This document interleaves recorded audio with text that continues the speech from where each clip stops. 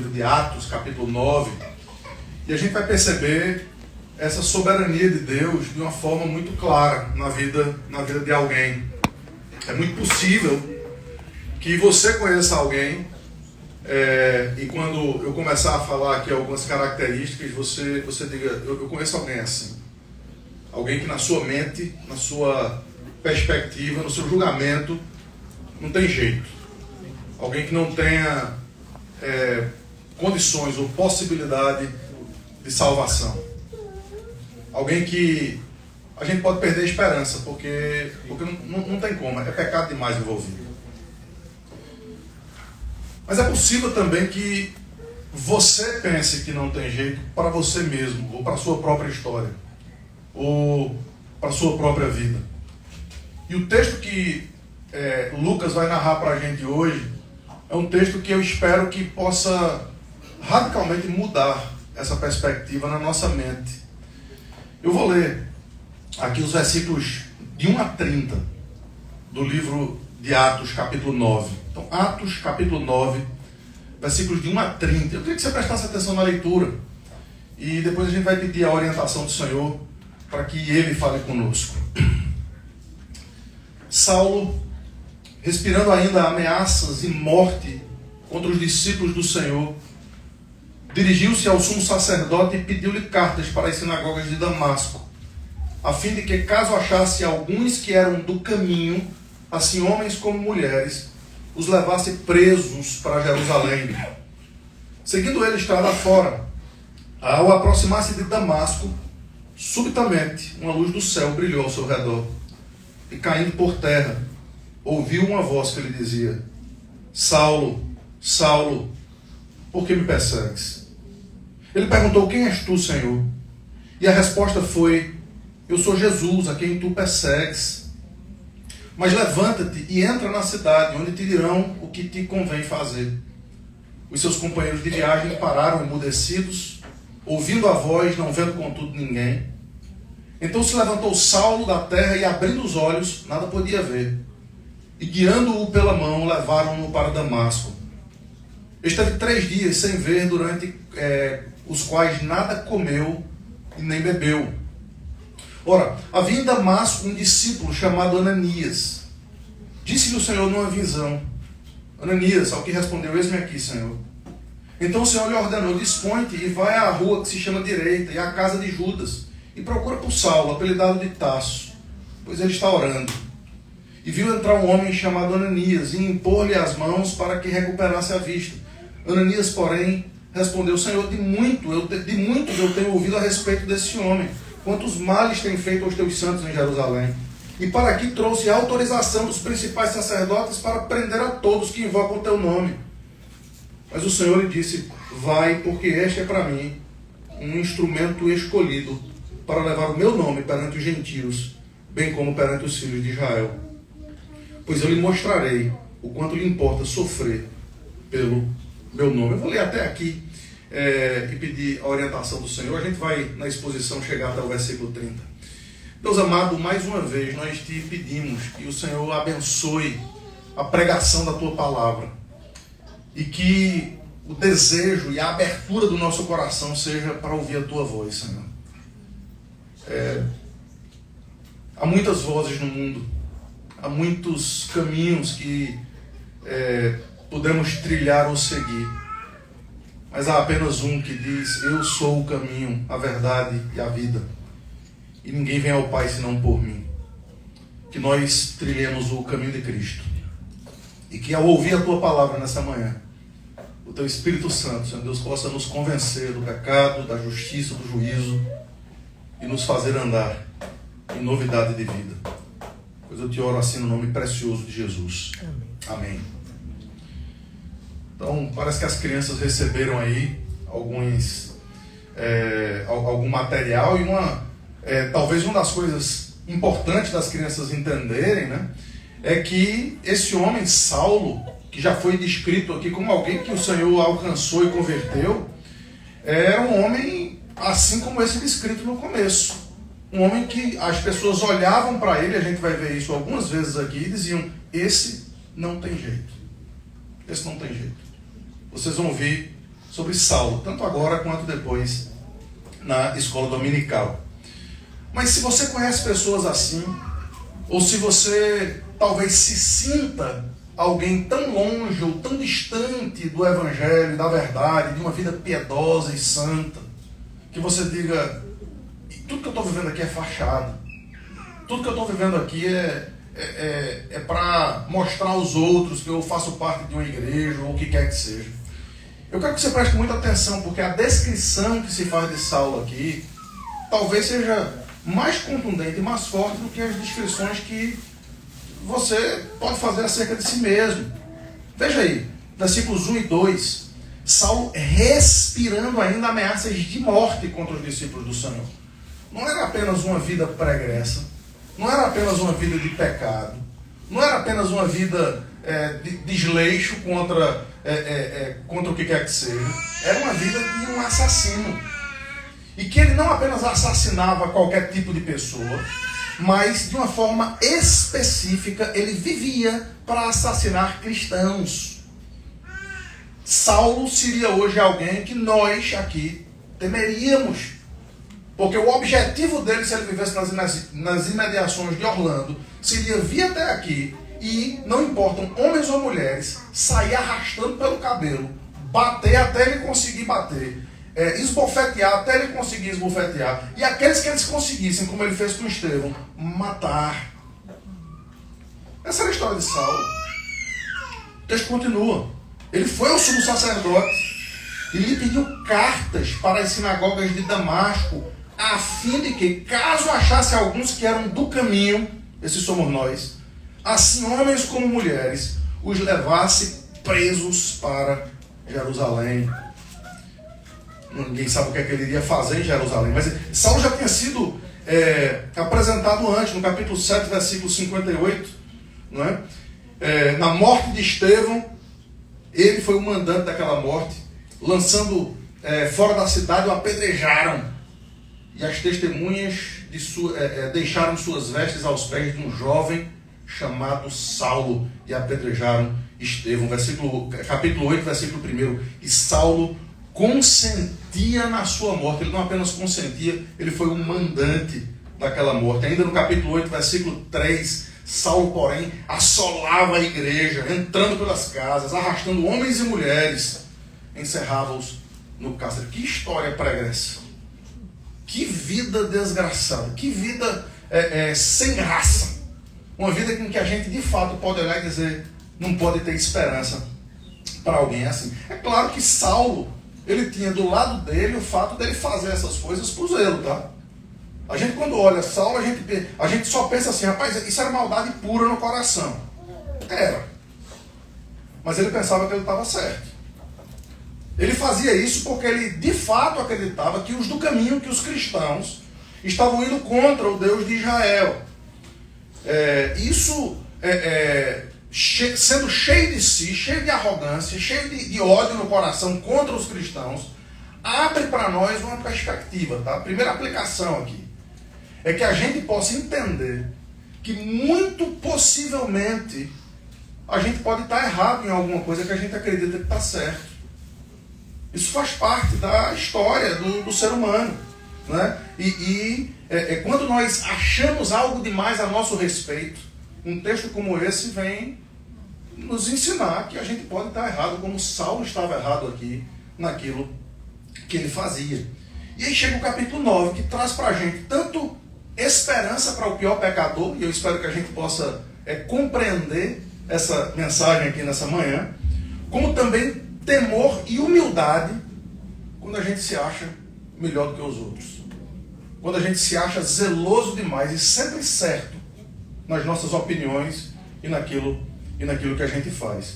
E finalmente, esse texto também nos ensina a termos paciência quando a gente é julgado, porque a gente também tem uma vida pregressa. Eu não sei vocês, mas há partes na minha história, na minha vida, que eu gostaria de apagar, que eu gostaria de não ter que lembrar.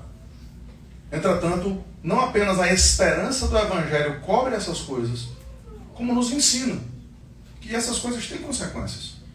Quando a gente erra, existem consequências temporais. e a gente precisa saber lidar com elas como Saulo de Tarso soube aqui. Então, 3 pontos aqui. O primeiro deles é exatamente esse: a esperança que o Evangelho pode trazer, ou o Evangelho da esperança. Saulo é, sem dúvidas, e ele mesmo se descreve assim, o pior dos pecadores. Ele diz isso acerca de si mesmo mais na frente. Saulo, ele, no Novo Testamento, acredito que talvez o que Judas tenha feito tenha sido um pouco mais intenso, porque foi contra o Salvador. Mas em larga escala, o que Judas fez durou ali um tempinho. Mas o que Saulo fez assolou muita gente, matou muita gente. Trouxe uma dispersão terrível. E isso aos olhos humanos, tá? Deus usou tudo aquilo para a sua glória, como a gente já viu no domingo passado. Mas o fato é que o coração dele bufava. As narinas dele, o texto descreve como algo que ele tinha uma cara de raiva, de ódio, de rancor. Esse ódio que ele utilizava contra os cristãos, certamente é lembrado por ele mais na frente. E quando ele se descreve como o pior dos pecadores, ele não estava com uma crise de falsa humildade, como às vezes a gente pode fazer. Eu sou um pecador miserável. E muitas vezes essas palavras podem ser apenas palavras muito bonitinhas de serem ouvidas, mas não está lá no coração da gente. E a nossa oração é que elas venham para o coração. A nossa oração é que quando a gente diga que a gente é pecador, a gente não simplesmente diga porque a gente quer sair bem na fita, porque hoje parece que ser crente, né, é bom você dizer isso, mas é porque de fato a gente entende, quando a gente olha no espelho, que a gente também se descreveria como Paulo, o pior dos pecadores, porque a gente conhece o nosso próprio coração. A gente conhece as nossas próprias capacidades. Portanto, quando a gente percebe o que acontece aqui, a gente aprende logo de cara o seguinte: quando Deus quer intervir na vida de alguém, Ele não pede licença. Isso aqui já é um trem carregado de pólvora, batendo na teologia dos nossos dias. Isso aqui já é um baque tremendo para o coração de muita gente que acha que Deus, Ele simplesmente tem a necessidade de esperar por alguma ação humana. E deixa eu dizer um negócio aqui para vocês: se Deus fosse esperar alguma ação nossa para nos salvar, nós estaríamos completamente perdidos. Porque a palavra de Deus nos diz que nós somos mortos nos nossos delitos e pecados. Porque a palavra de Deus nos diz que se algo não, se o Evangelho não vier de fora, se o Evangelho não vier através da simples pregação da palavra, ele não vai vir por osmose. A nossa decomposição moral é absolutamente natural, longe de Cristo. E a gente vai perceber essa intervenção divina aqui, sem pedir licença, a partir do versículo 3. Veja o que acontece. Seguindo ele, Saulo, estrada fora, ao aproximar-se de Damasco, subitamente uma luz do céu ao seu redor brilhou. E caindo por terra, ouviu uma voz que lhe dizia: Saulo, Saulo, por que me persegues? Ele perguntou: quem és tu, Senhor? E a resposta foi: eu sou Jesus, a quem tu persegues. Mas levanta-te e entra na cidade, onde te dirão o que te convém fazer. Agora, esse homem que estava indo bufando com ordem dos líderes e dos religiosos, aquele homem que tinha poder, aquele homem que tinha que mandava e desmandava, agora Deus o cega, a gente vai ver daqui a pouco, mas ele ainda diz: levanta, porque você vai ter que entrar carregado nessa cidade e você agora vai obedecer aquilo que vão te dizer para fazer. Veja como o processo de humilhação vai começar na vida daquele homem tão cheio de si. O versículo 7: os seus companheiros de viagem pararam emudecidos, ouvindo a voz e não vendo, contudo, ninguém. Então aquela luz brilha, contrastando evidentemente com as trevas nas quais Saulo vivia. E não apenas isso, mas também contrasta com aquilo que vai acontecer nos versículos seguintes, porque ele vai ser completamente cego aqui. Versículo 8: então se levantou Saulo da terra e, abrindo os olhos, nada podia ver, e guiado pela mão levaram-no para Damasco. Esteve 3 dias sem ver, durante os quais nada comeu e nada bebeu. Foi o primeiro jejum do apóstolo Paulo aqui, ou perdão, de Saulo aqui, como crente. Ele certamente já fez jejuns religiosos anteriormente.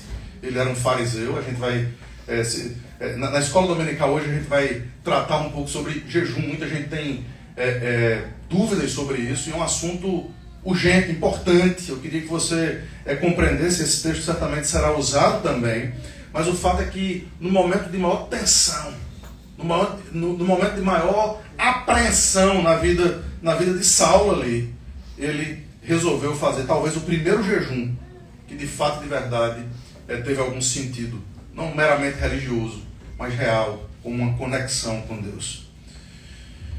Meu caro, nesse primeiro ponto eu queria dizer a você o seguinte: é possível que você pense em outras pessoas quando essas palavras são trazidas aqui, mas eu queria que você fizesse um esforço de talvez pensar em você mesmo, porque quando a gente analisa o nosso coração, o nosso pecado, é muito possível que mesmo no nosso meio tenha gente desesperada, tenha gente que não acredita que o Evangelho pode de alguma forma fazer diferença na sua vida. Tem gente que de fato não acredita que aquilo que é dito, aquilo que é pregado, aquilo que é falado tem algum sentido, a não ser como um sino que retine, ou como um barulho que entra por um ouvido e sai pelo outro, mas não transforma vidas e corações. Talvez alguns jovens, alguns adolescentes estejam cheios de dúvidas, cheios de inquietações, ou perguntas se de fato esse é o tipo de vida que vocês querem estar vivendo, e aquilo talvez que acontece dentro de casa não seja aquilo que se reflete na própria vida como um todo, nas palavras e nos discursos. Veja, tudo isso é real. A gente está falando aqui de gente como de carne e osso. A gente está falando aqui com gente que tem problemas, gente que sabe o que significa pecado. E essa palavra, esse relato histórico, ele traz para nós uma esperança extraordinária. Ele traz para nós uma luz, não certamente tão brilhante a ponto de nos cegar, mas ao ponto de nos iluminar o caminho e de fazer a gente compreender que, de fato, esse Evangelho não é apenas da boca para fora. Que essa palavra, ela não é apenas para juntar pessoas no domingo de manhã, mas ela é para transformar vidas. As mais desgraçadas, as mais terríveis que você possa imaginar, talvez a sua, pode ser atingida pelo Evangelho nessa manhã. Isso traz para a gente o segundo ponto aqui, que é exatamente a perspectiva de um julgamento equilibrado entre a prudência e a simplicidade. Isso aqui vem de um versículo que diz que a gente deve ser prudentes como a serpente e simples como as pombas.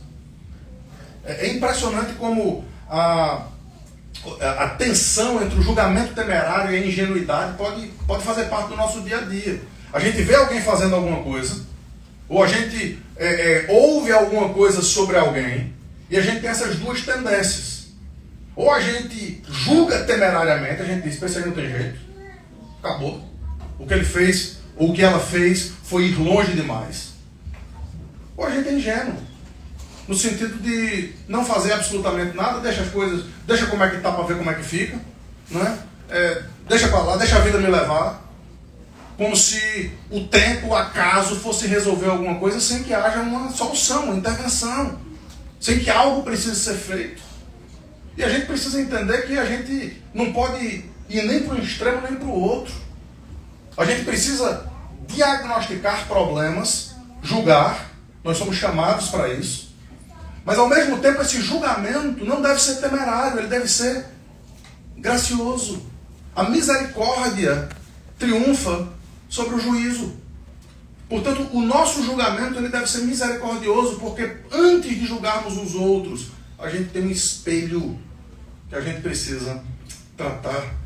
Então, quando temos uma vida pregressa também, a gente aprende que a gente poderia estar do outro lado da moeda. A gente é julgado.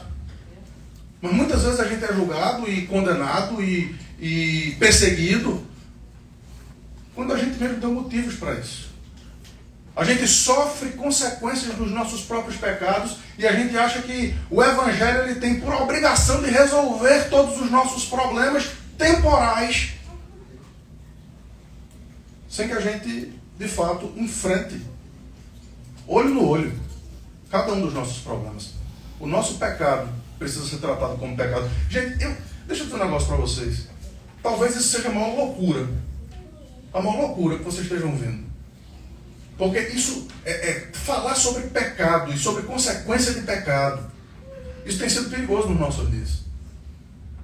As pessoas não querem mais ouvir sobre isso. O apóstolo Paulo, mais na frente, esse homem aqui, ele vai dizer a Timóteo, um filho na fé, que as pessoas não suportam a sã doutrina.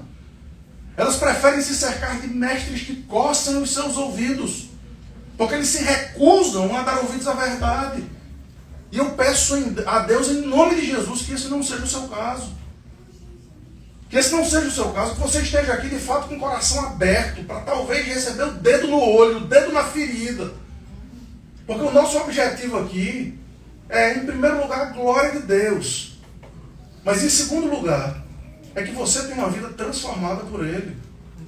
É para que a sua vida tenha sentido real e verdadeiro. E esse sentido real e verdadeiro não é quando você conseguir comprar a sua casa nova. Não é quando o seu green card chegar.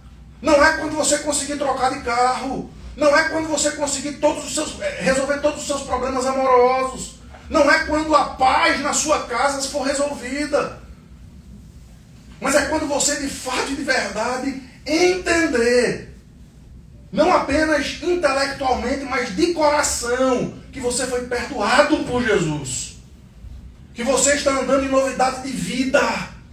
Que a sua vida tem sentido, que você tem uma esperança eterna que não se reduz a essa vida. Porque mais na frente esse homem vai dizer que aqueles que têm a sua alegria depositada nas coisas dessa vida são os mais infelizes de todos os homens. É por isso que tem tanta gente rica e infeliz. É por isso que tem tanta gente bem de vida, com todos os problemas resolvidos, mas que não sabe, tem um buraco gigantesco no coração. Porque o Evangelho não está fazendo sentido. E mais uma vez, se esse for você nessa manhã, quem sabe você esteja sendo chamado para perceber que os nossos pecados têm consequência. E a gente vai ver aqui na vida de Saulo. A gente vai ver 3 reações aqui de um homem que a gente já conhece o final da história dele. Mas veja em primeiro lugar a reação de Ananias. O primeiro discípulo que Jesus mandou para resolver lá, para abrir os olhos dele. A partir do versículo 10, ele diz assim: ora, havia mais um discípulo chamado Ananias. Disse-lhe o Senhor numa visão: Ananias, ao que respondeu: eis-me aqui.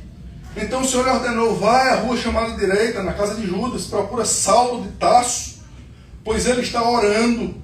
E viu entrar um homem chamado Ananias e impor-lhe as mãos e recuperasse a vista. Veja a reação de Ananias no versículo 13. Ananias, porém, respondeu: Senhor, de muitos eu tenho ouvido a respeito desse homem, quantos males ele tem feito aos teus santos em Jerusalém, e para que trouxe a autorização dos principais sacerdotes para prender a todos os que invocam o teu nome. Eu sei, Senhor, quem é esse homem. Eu sei quem é essa pessoa. Eu sei precisamente que ele não tem jeito. Ele está aqui. Se eu recuperar a vista dele, ele vai me ver e ele vai me matar. Ele não tem jeito.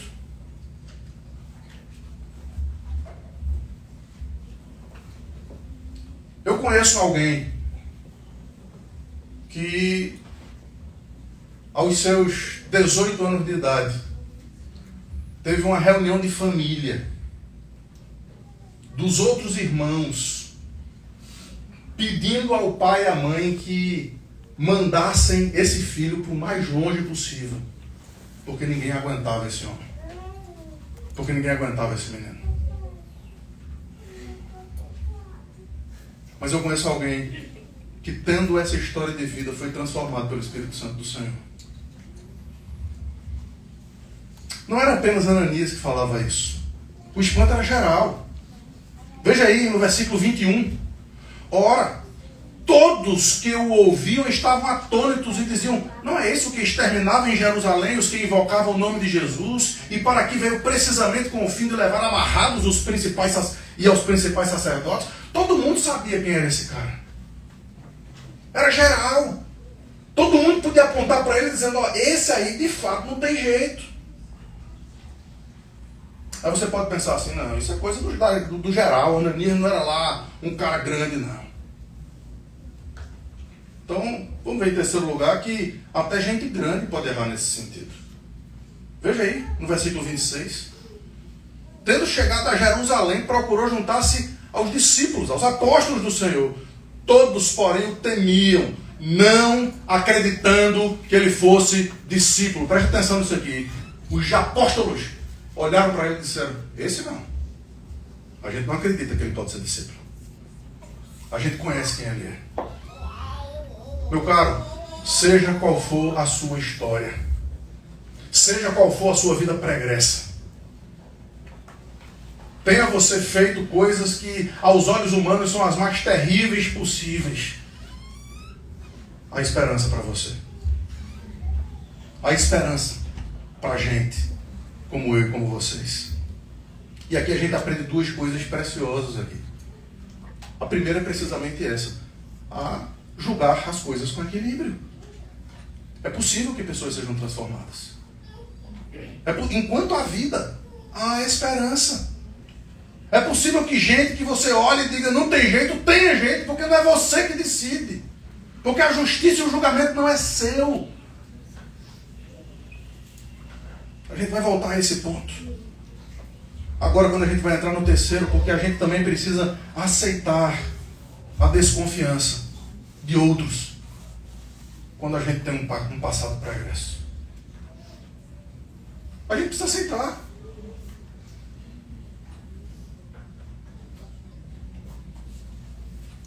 Como é que a gente reage? Terceiro e último ponto aqui.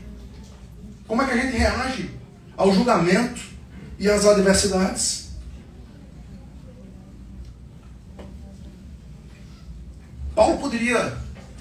Saulo poderia em cada um desses momentos aqui se defender.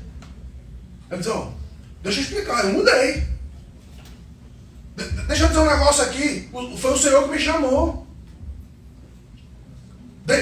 Veja, eu sei que ele poderia se defender. Mas veja que ao invés de se defender, qual é a reação dele? Quando Ananias desconfiou dele no versículo 19, veja no versículo 20, e logo ele pregava nas sinagogas a Jesus, afirmando que este é o Filho de Deus. Ele estava indo para as sinagogas para quê? Ele pegou a autorização dos sacerdotes para ir para as sinagogas para matar quem falasse de Jesus. Agora, poucas coisas poderiam provar que esse homem mudou, senão quando ele estava fazendo precisamente aquilo que ele foi para lá para parar. Ele foi para lá para que nas sinagogas ninguém falasse do nome de Jesus. Pois bem, ele começou a entrar nas sinagogas e dizer: ele é Filho de Deus. Quando todos desconfiavam, no versículo 21, veja o versículo 22, Saulo, porém, mais e mais se fortalecia e confundia os judeus que moravam em Damasco, demonstrando que Jesus é o Cristo. Ele não é apenas o Filho de Deus, ele é o Messias, ele é o esperado, ele é o ungido do Senhor, ele é o Cristo. Eu estava perseguindo ele, eu estava indo contra ele, mas ele se mostrou o Salvador na minha vida.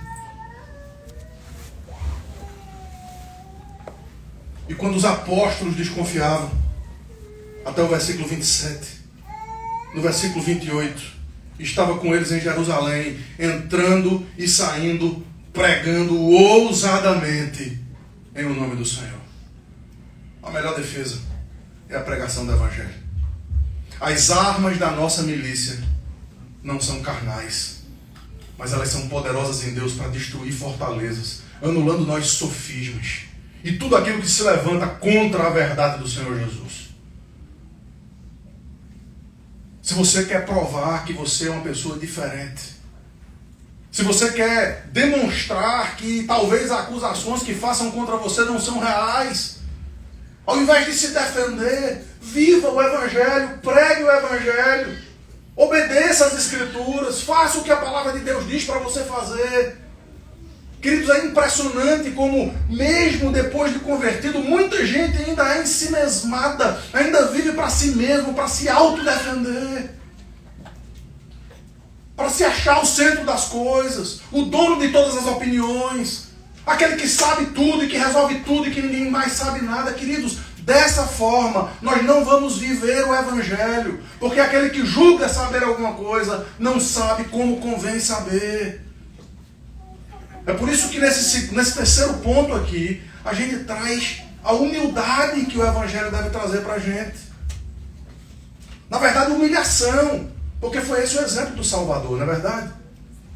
Ele tendo todo o direito, ele tendo toda a justiça, ele sendo sempre absolutamente certo, ele foi obediente e se humilhou até a morte, e morte de cruz. E foi por isso que Deus o exaltou sobremaneira. Porque os que se humilham serão exaltados, mas os que se exaltam serão humilhados. Portanto, vivamos uma vida de humildade e de humilhação diante do Senhor. Então, Paulo está fazendo isso. Quando eu errar o nome dele, vocês me perdoem, tá? Saulo está fazendo isso. E ele está fazendo isso a despeito de todo o perigo que isso representava. Porque quem quiser viver uma vida piedosa em Cristo vai sofrer perseguição. Assim como Saulo perseguia, ele agora passa a ser perseguido. Deixa eu contar um segredo para vocês aqui. O evangelho que tem sido pregado nos nossos dias é o famoso evangelho tabajara. Acredite, e todos os problemas, seus problemas acabaram. Tabajara. Os que têm mais de 40 anos entenderam aqui. Eu conheço. Veja, será que acabaram? Porque talvez tenham só começado. O apóstolo Paulo, até esse momento chamado Saulo aqui, ele era o perseguidor, ele era o chefe, ele mandava matar, ele mandava prender, ele mandava soltar. As pessoas obedeciam ele. Ele é quem fazia com que as pessoas fossem de um canto para outro, corressem com medo dele. Agora, ele conhece a Jesus. Pronto. Meu amigo, se o caba já mandava em todo mundo, agora o bicho vai ser um super-homem. Não. Veja o que acontece com ele. Veja o perigo do evangelho que eu estou pregando para vocês. Vocês querem viver piedosamente em Cristo? Vocês querem viver uma vida que de fato tenha um eco na eternidade? Então se prepare, meu amigo, que vem chumbo grosso. Se prepare, porque o bicho vai pegar, meu amigo. Veja o que acontece com Saulo, versículo 23. Decorridos muitos dias, os judeus deliberaram entre si tirar-lhe a vida. Porém, o plano dele chegou ao conhecimento de Saulo, dia e noite guardavam também as portas para o matarem. Então vamos cercar esse cabo aqui. Ele está dentro da cidade, guarda a porta. Dessa cidade aqui ele não sai, ele só sai morto. Versículo 25. Mas os seus discípulos tomaram de noite, colocaram no cesto e desceram pela muralha. Vê que cena, velho. Vê que cena. O cara que entrou lá arfando e bufando, agora ele está sendo ajudado, colocado dentro de um cesto, descendo pela muralha de noite, para poder sair dali com vida. Bem-vindo ao Evangelho, Saulo. Você perseguia Jesus, Saulo. Bem-vindo à sua nova vida. A sua nova vida não é pare de sofrer. Me perdoe. A sua vida nova é venha, humilhe-se, negue-se a si mesmo, tome a sua cruz e siga esse homem. A sua nova vida não é hoje teremos milagres e curas, mas a sua nova vida é as aves dos céus têm os seus ninhos e as raposas têm os seus covis, mas o filho do homem não tem sequer aonde reclinar a cabeça. E Saulo poderia reclamar. Dizer, é para isso que eu fui salvo? É para isso que eu agora estou tendo essa nova chance na vida? O texto continua, versículo 29 diz assim: falava e discutia com os helenistas, mas eles procuraram tirar-lhe as vidas. Presta atenção, não eram só os judeus agora não. Os helenistas também. A verdade incomoda. A verdade machuca. A pregação do Evangelho, ela é uma espada de dois gumes, porque ela corta, ela traz para aqueles que são movidos pelo Espírito Santo a perspectiva de Pedro: Senhor, para onde iremos? Se só Tu tens as palavras de vida eterna. Mas ela também traz o rilhar de dentes contra aqueles que não querem ouvir que são pecadores. Contra aqueles que não querem ouvir a verdade a seu respeito. Tendo, porém, versículo 30, isso chegado ao conhecimento dos irmãos, levaram-no até Cesareia e dali o enviaram para Tarso. Esse é o texto de hoje. Uma vida transformada. Mas uma vida transformada não para que ele agora andasse nos hotéis 5 estrelas da vida, mas para que ele compreendesse o quanto importava sofrer pelo nome de Cristo. É por isso que eu queria terminar com algumas aplicações aqui.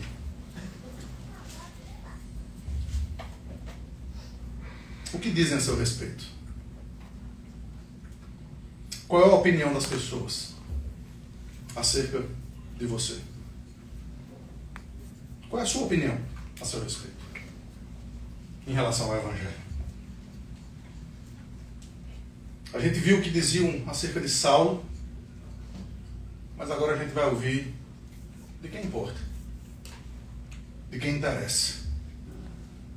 Versículo 15 diz assim: mas o Senhor lhe disse a Ananias: vai, porque este Saulo é para mim um vaso escolhido, um instrumento escolhido para levar o meu nome perante os gentios e reis, bem como perante os filhos de Israel.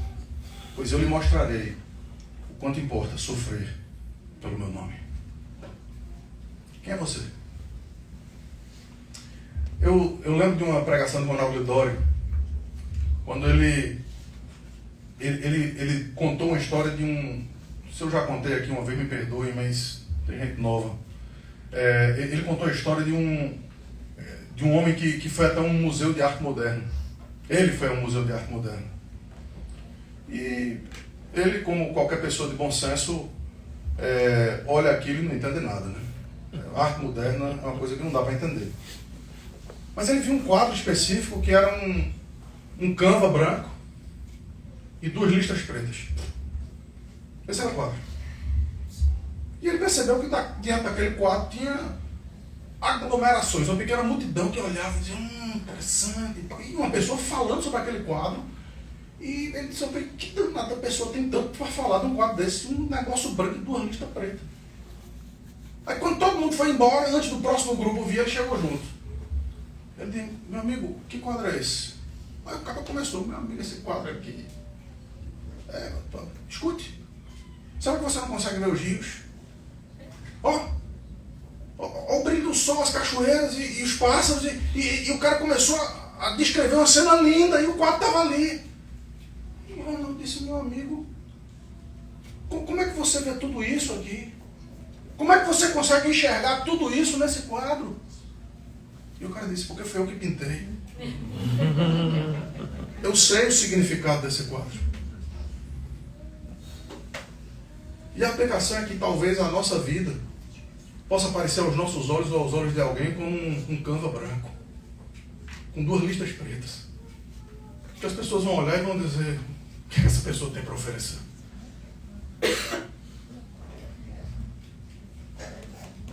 Mas não importa. O que importa é o que o autor do quadro tem a dizer. E o autor do quadro da sua vida não é você mesmo, e não são as pessoas que falam de você, a não ser aquele que é o seu Criador. E é precisamente por isso que a simplicidade do Evangelho, ela pode trazer esperança, ela pode trazer diferença, mudança, para que a sua vida possa sair dessas portas aqui com um sentido diferente de como ela entrou.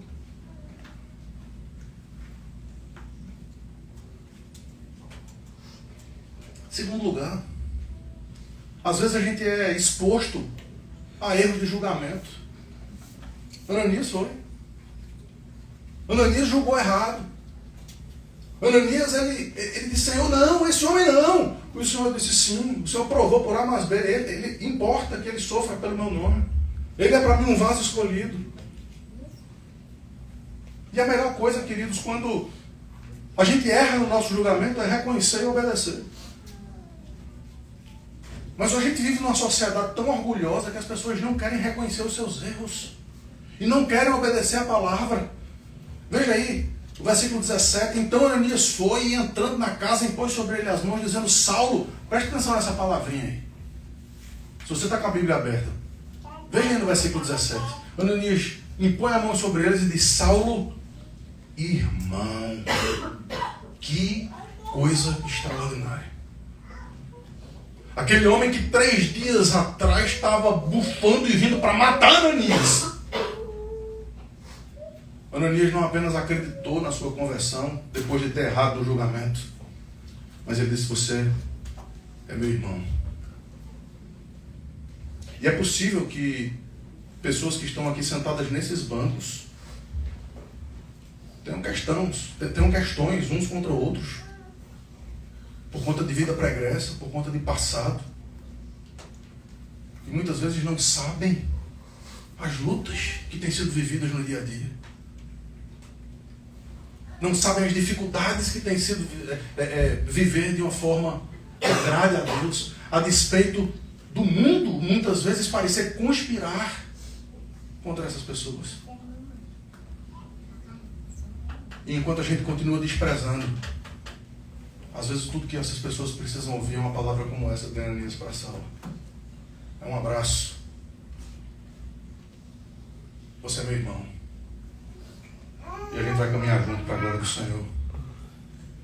O Senhor me enviou, o próprio Jesus que te apareceu no caminho, para que fique cheio do Espírito Santo. Imediatamente lhe caíram dos olhos como que escamas e tornou ele a ver.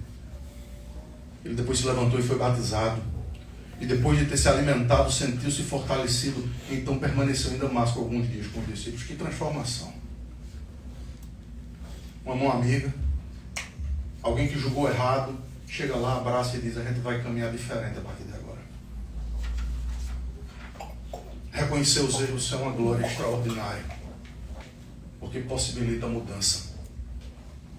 E finalmente, terceiro lugar, como é que você reage quando vê alguém precisando de ajuda? E a palavra de Deus nos ensina a ser suporte e não âncora. A falar bem das pessoas e não mal. Eu não sei se vocês já perceberam disso, mas a maledicência é um negócio impressionante, porque é bom demais, meu amigo. A gente tem que ser honesto aqui. Coisa boa é falar mal dos outros. Pode saber, fale bem de alguém e ninguém vai estar nem aí. Mas se você está numa rodinha, aí baixa o volume, aí diz assim, não, rapaz, eu vou te falar sobre fulano e tal. Pronto. Todas as outras conversas vão parar para tentar ouvir o que você está dizendo ali. Porque as pessoas gostam, amam a fofoca e a maledicência. Mas tem alguém que ama mais do que as pessoas. Satanás. Satanás nada de braçada quando a gente faz essa idiotice.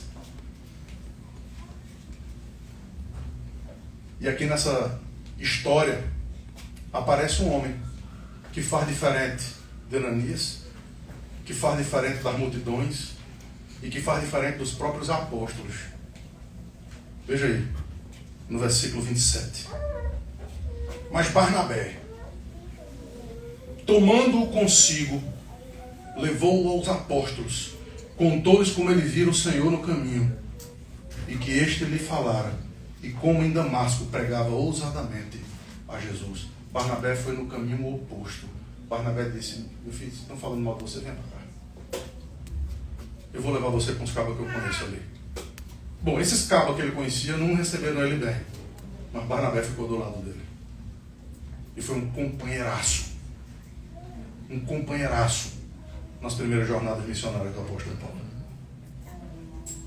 Quantas lições num texto? E por que essas lições elas são tão importantes para a gente? Porque elas refletem. Cada uma delas reflete a glória de uma cruz. Todos esses pontos têm um endereço apenas. Porque Jesus não apenas falou bem das pessoas. Ainda faz isso. A palavra de Deus diz que Ele ainda está à direita de Deus Pai intercedendo por nós. Ele ainda está falando bem de mim e de você. Quando a gente faz o que a gente não devia fazer. Ele ainda está intercedendo por mim e por vocês. Quando a gente continua na nossa vida de pecado. Mas Ele não apenas falou bem. Mas Ele se sacrificou. A sua reação às acusações falsas foi se entregar. Vê que coisa impressionante. Às vezes as acusações que vêm contra nós são falsas. Mas se a gente espremer um pouquinho, lá no fundo, tem uma fumacinha de verdade. Porque a gente é pecador. Porque às vezes tem uma resposta que a gente não precisava ter dado daquele jeito. Porque às vezes tem uma conversa que talvez a gente não precisava ter tido com tanta abertura. Porque ainda no nosso coração existe o desejo de colocar o dedo no olho de quem faz algum mal contra a gente. E aí o apóstolo Paulo vai dizer lá na frente: miserável homem que sou, quem me livrará do corpo dessa morte? Jesus, quando estava sendo acusado pelo que ele não fez, nunca intentou fazer, como ovelha muda, ele foi diante dos seus tosqueadores. Porque ele tinha uma missão muito maior a cumprir. O Evangelho não é acerca de nos defendermos, mas é acerca de vivermos para a glória dele. E o equilíbrio do julgamento não pode ser maior. Não pode existir nada que suplante o que aconteceu naquela cruz. Onde a justiça e a paz se beijaram. Onde a ira de Deus se derramou contra Cristo. Para que o amor dele se derrame sobre nós.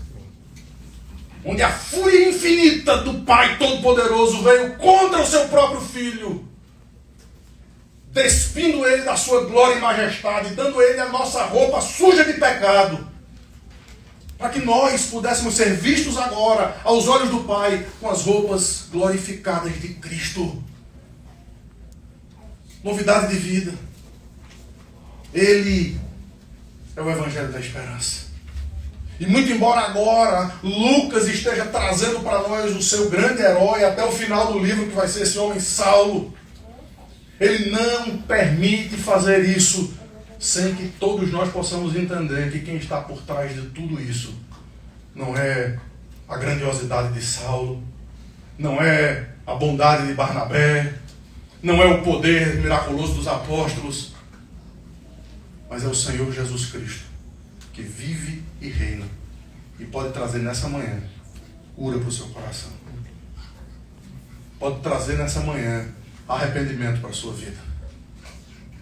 Pode trazer nessa manhã mudança, para que você saiba a glória de sofrer pelo nome de Cristo.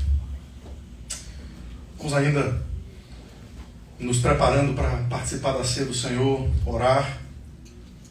E nessa oração, eu queria que você pudesse confessar diante do Senhor aquilo que veio ao seu coração durante essa mensagem.